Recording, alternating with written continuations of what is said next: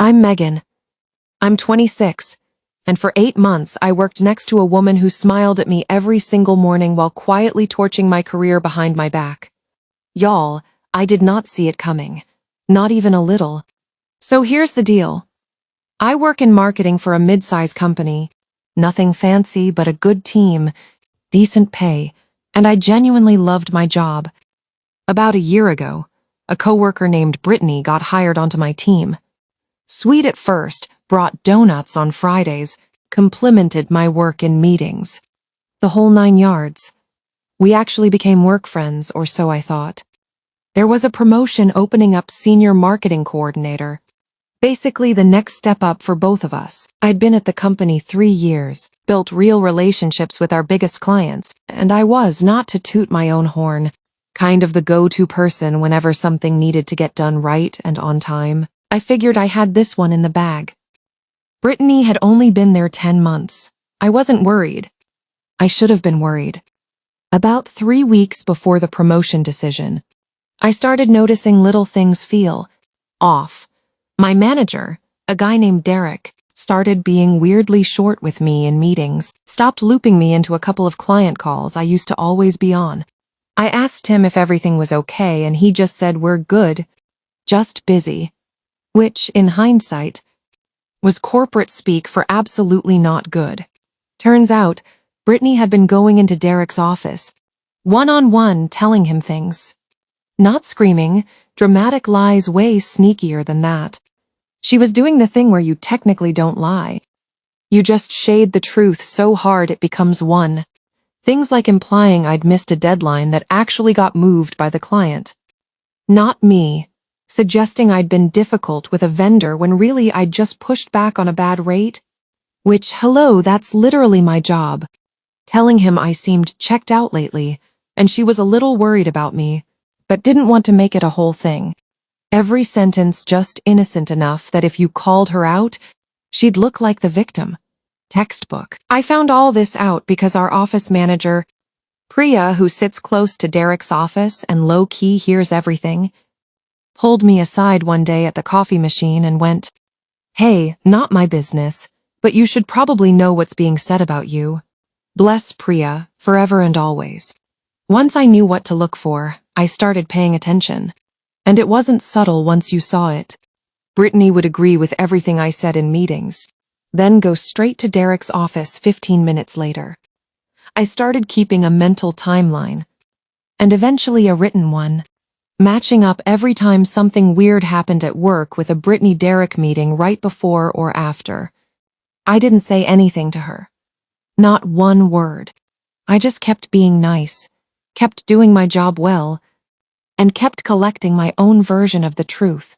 2 weeks before the promotion decision, I did something that honestly might be the smartest thing I've ever done at work. I started CCing myself professionally on everything.